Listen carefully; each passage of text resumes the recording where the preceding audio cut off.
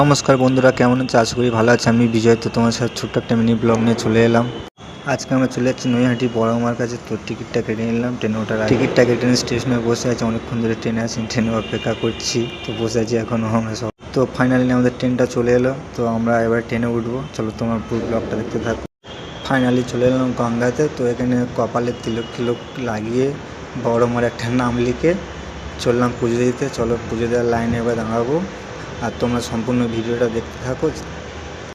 পুজোর প্রসাদটাও কিনে নিলাম এখান থেকে, আর এবারে পুজো দিতে ঢুকবো আমরা মন্দিরের মধ্যে। আমরা চলে এসেছি পুজো দিতে। তো বড় মার মুখটা দেখতে পাচ্ছি তোমরা, কত সুন্দর লাগছে দূর থেকে একদম। আমি অনেক দূরে দাঁড়িয়ে আছি জুম করে, তবুও ভিডিওটা করছি। তো তোমরা কে কতবার বড় মার মন্দিরে এসেছো অবশ্যই কমেন্ট করে জানাবে।